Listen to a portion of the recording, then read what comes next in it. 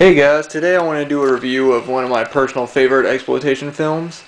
This is a film that was directed by Jim Vanbebber, and it is The Manson Family. This is the 2-disc special edition put out by Dark Sky Films. And let me get a bit of a backstory on the film.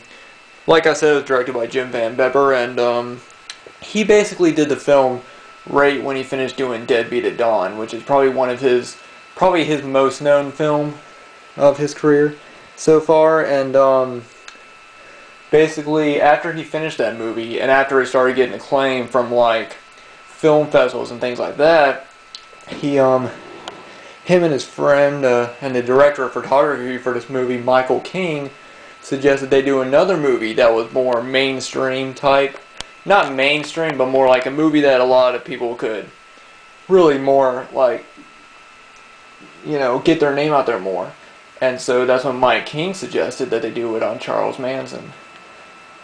Originally, what he wanted to do is that Mike King wanted to do it very cheaply done and get it out fast, and he wanted to call it Cult Killer. And he wanted to do the whole film in 2 weeks. And originally, Jim Vanbebber said, alright, let's do it. But while he was doing research for the film, he found out that as a to show the deaf's justice and to show that if anyone is still affected by the subject or still sensitive about it, he knew he could not do a cheap exploitation film. He knew that he would have to do an actual movie that actually, meant something more than just a cheap exploitation film. So that's pretty much what he did. Originally, Mike King, like I said, he wrote up the original script. And Jim Vanbebber, he hated the script. But one thing that the script had that Jim really thought was it had like sort of a interview structure to where it would show interviews of the members of the Manson family talking about what had happened and telling the story, and he kept that in. And that's what this film really, and that's what is in the film. I'll get to that in a little bit. I want to talk more about the actual movie. Basically, the whole film is it starts off and it shows this sort of a TV show that they run back. The film was set in 1988 is when they began filming it, and it didn't finish till 2003. And basically, at the opening of it, it shows like this crime drama sort of idea, sort of like the TV shows, all the shows where they talk about stuff. And basically, the man is on there, and his character's name is John White. I forget his real name, and but he's having a conversation with his someone that works with him, and he says, and he's talking about Charles Manson, and he says, it seems like that every single time they always talk about Charles Manson, they always talk about him.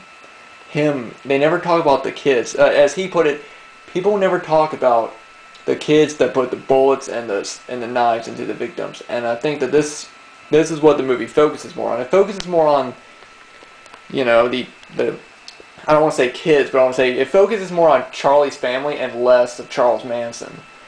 And it shows more of them about it. And basically it cuts from him talking to them, and then it actually shows the family on the farm. And there's all of them. There's one character, Tex, there's Sadie, and they're all based on the actual characters. Even Jim Vanbebber even plays a character in the film. And he's a good actor. Like I said, all the actors in this movie are actually pretty good. The acting is actually really good in this film. I really enjoyed their acting. I thought that they did a really good job.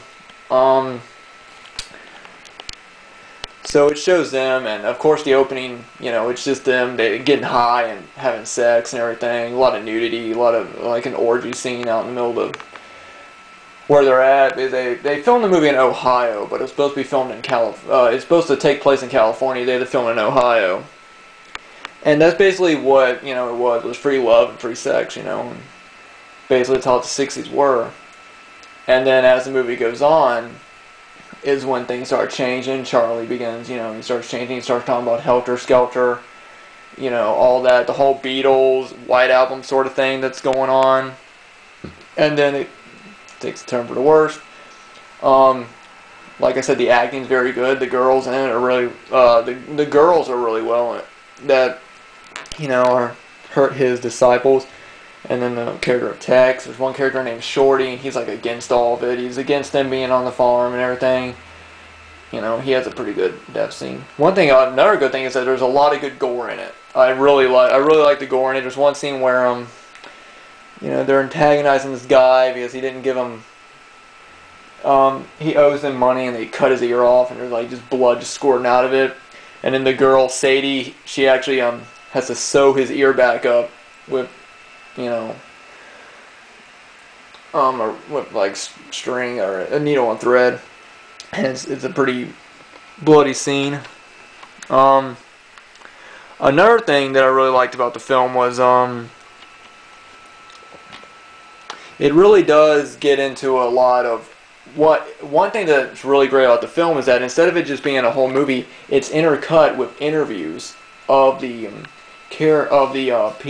characters years later, and it's supposed to look kind of documentary. It's supposed to look like half the movie is more like interviews and sort of documentary style, and then it goes back to the regular movie, and then back to that.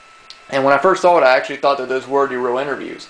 But when I watched the movie, it turns out it's not. It turns out that it's actually the actors just pretending to having interviewed, because the film took years to make. They actually started making the movie in 1988, and basically, it was low budget. They hardly had any financing to the film and anything. And from 1988 to close to 1993 or 94, they lost all the money. And by 1995, they actually lost the studio that the film was, that they were filming the movie in, and so they couldn't get it done, and the movie was unfinished. Then in 2003, the people that released the DVD, Dark Sky Films, actually got enough funding, and they were actually able to finish the film. Jim Vanbebber was able to finish the film and release it, which I'm really good. It's got a really, really cool vibe to it. The whole film is very well done. It's not like just full documentary. It's got the acting in it is very well done. Another thing that I really liked is that during the scene the murder that everyone talks about, the Shannon Tate murders, when they're murdering her family, it's graphically done, but it's not too graphic. That's one thing I like. It's not overly gory. It's as violent and as gory as it would be in real life, but at the same time, it is pretty gory. But the scene when they actually kill Shannon Tate, she's pregnant if you know about Charles Manson, then you know that she was pregnant. And there's a scene where they stab her in the stomach, and Jim Vanbebber did not want to actually see the knife go into her stomach, and that's why they end up cutting away from it. Because that's what he always felt. He always felt when he was doing the film, he didn't want to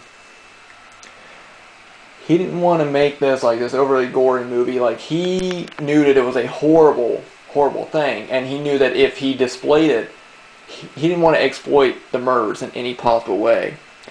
And that's what he did. It's bloody and gory, but it's tastefully done. And that's what I really enjoyed about Jim Vanbebber and his work. The film is also,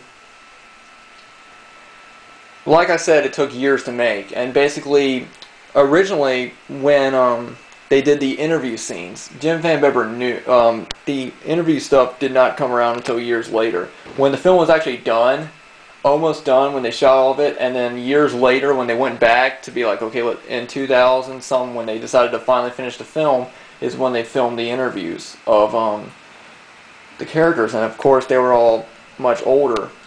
And originally, I'm pretty sure if someone wanted to do a movie like this, they'd try and like actually find the characters. Jim Vanbebber did not want to do that. He did not want to actually get the people that were actually members of the Manson family and interview them, because he had no respect for them. He has no respect for anyone that takes a person's life. And he didn't want to try and become friends with these people or anything like that.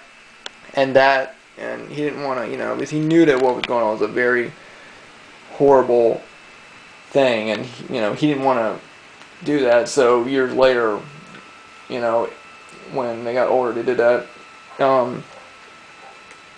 another thing about it is that also in the film, there's also cuts of very young teenagers, and they're all down in their basement. They're doing drugs and stuff, and you're kind of wondering, well, what's this have to do anything? At the very end of the film, you find out that they are actually disciples of Manson's family, just this year in the 2000s. And the reason why Jim Vanbebber did it is he wanted to show people where, even though Manson Family, all that stuff happened years ago, a lot of people say, oh yeah, well that happened in the past. You know, that's over with, done with. Jim Vanbebber wanted to show, no, there are people out there that still believe in Charles Manson, and this stuff still goes around. And this stuff still happens, and I really enjoyed that. The actors in the movie, they did not understand why he shot that, but when they actually finally saw the film in its entirety in 2003, when it was finally released, they released it to certain places. They released it to the Fantasia Film Festival, and they released it to a bunch of festivals before it finally came out on DVD in 2004, and they really enjoyed the film. You know, like I said before, this is the Dark Sky 2-disc special edition of the film with all the nice gore and death scenes intact. You know, one of my favorite scenes is that there's a whole blood gore orgy where, you know, they're around the campfire and they're covering themselves with this dog blood. There's no animal killings in the movie, by the way. There's one scene where it looks like they slit a dog's throat, but it's not a real dog. You know, so it's not like, you know, anything like that. Like, it's an exploitation movie, but compared to other exploitation movies, it's kind of tame.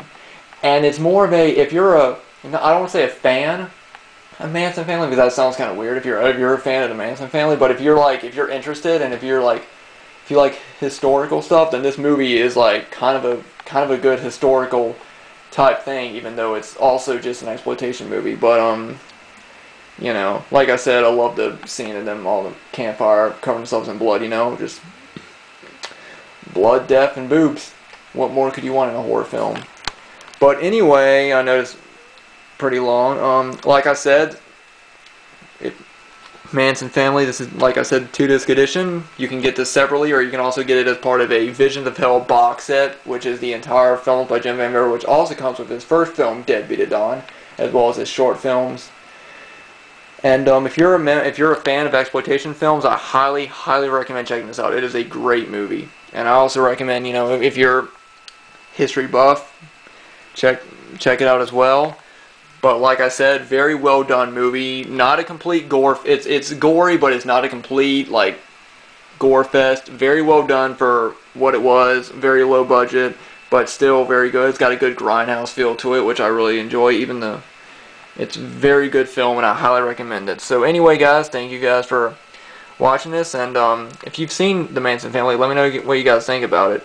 But anyway, thank you guys for watching, and I'll see you guys later.